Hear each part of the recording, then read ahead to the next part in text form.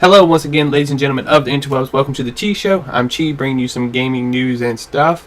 As you can see, we actually have power this time. So here's your Friday show. Got a whole bunch of stuff to cover. Let's jump straight into it. Rod Fergusson is currently preparing to leave Irrational. Now, Rod Fergusson used to be at Epic, left Epic to join Irrational about 9 months ago as the VP of Development. His departure is pretty much tied to BioShock Infinite, as he came in to help finish off Infinite and get it out the door, which it has done to critical success and acclaim. Like, it's pretty awesome game and pretty highly rated by everyone. So definitely check it out if you haven't. But Rod Fergusson is currently preparing to leave. And not sure where he's going to go, but he's a pretty talented guy, so I'm sure he'll find a good place to go. In other BioShock news, the alternative covers for BioShock Infinite are now available for download. You can go check those out and download some, print them out, throw them on your case. So yeah, go check those out. They've got some pretty cool looking ones. Let's go into some Kickstarter news. First being that Shroud of the Avatar, the Richard Garriott Kickstarter, has actually closed at over 1.9 million. Now, you may remember this is a Kickstarter I've talked about a couple times. It's going to be very Ultima-like, and Ultima series overall was a fantastic series. Currently, the game is set to hit Mac, PC, and Linux on October of 2014 and will be the first in a series of 5 games. You can actually check out more information about it on the actual Kickstarter page, which I posted a link to below. The second Kickstarter is actually an active Kickstarter. It's going to be for a new Street Fighter live action series. This is going to be brought to you by the people who brought you Street Fighter Legacy. It's called Street Fighter Assassin's Fist, and it actually has the rights and blessing from Capcom, so that's a very positive thing. Don't have to worry about it getting canceled or anything like that. It looks really good. Legacy was awesome. And if you haven't checked out Legacy, definitely go check it out. This looks good. I definitely encourage you guys to go support it. So yeah, go check that one out. I got a link to it below. Speaking of Street Fighter, other Capcom news includes the release of the Megaman soundtrack. You can actually pick it up on the Capcom store for $8.95, I believe. It's got all 28 tracks from the original Mega Man game. If you're a big Mega Man fan, definitely check that one out. Capcom has also released the PC specs for Remember Me, which is due this June. The minimum specs suggest 2 gigs of RAM, a GeForce 8800 GTS or Radeon 3850, which none of that's actually that bad.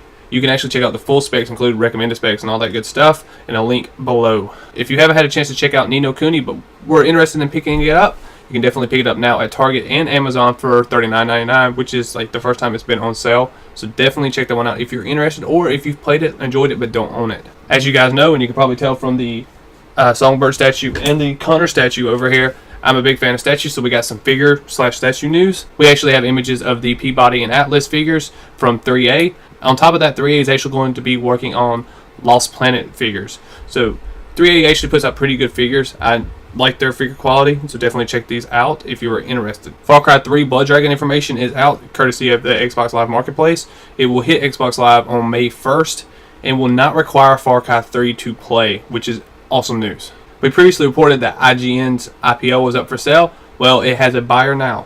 Blizzard has actually purchased the IPO from IGN and will integrate the staff. They're actually going to set up a team in San Francisco to work on high quality web and mobile content to support Blizzard games. This isn't actually going to be pretty much what it was. Like, I think some people, when they immediately heard the news, thought Blizzard was just going to keep doing IPL, but branded Blizzard style. It doesn't seem that way. It seems like they're just kind of integrating that team into other stuff. Skyrim patch 1.9 is out, which adds legendary difficulty and also legendary skills, which pretty much lets you reskill your skills back to 15 and keep leveling them, which also effectively removes the level cap from the game. So there's also a whole bunch of other fixes, and it should be out on all platforms. So if you have Skyrim, definitely check that one out. We got information saying that Microsoft has sold MediaRoom to Ericsson. MediaRoom was Microsoft's IPTV, which it supposedly was incredibly successful. Microsoft has said that part of the idea of doing this was to make the TV strategy focused on the Xbox brand, so that the Xbox brand will represent all their entertainment licenses and etc.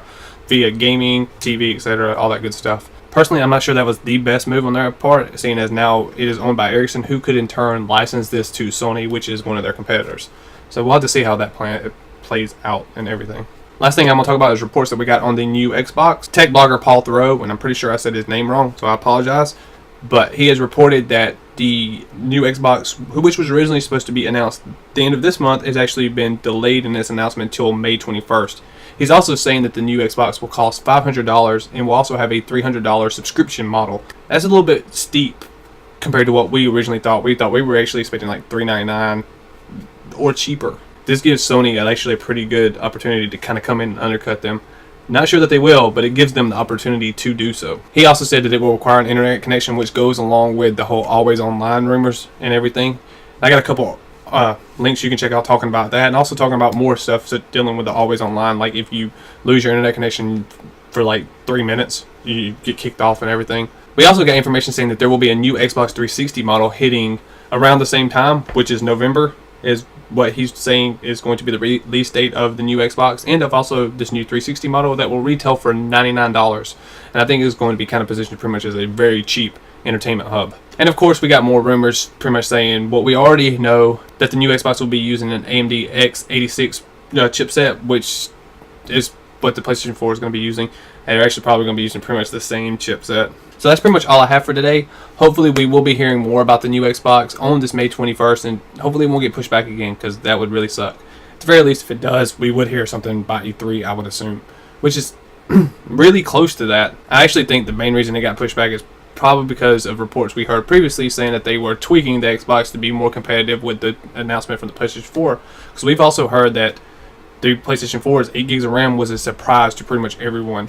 Like, developers thought it was going to be 4 gigs. Microsoft probably thought it was going to be 4 gigs, and then Sony comes out and goes 8 gigs. So they probably wanted to tweak based on that. That's all I have, though. You guys can let me know what you think about the delay, and also what you think about the always online and all that good stuff in the comments below. You can check previous news videos over here. You can watch Chrono and myself play some retro games, and also play some Versus over here.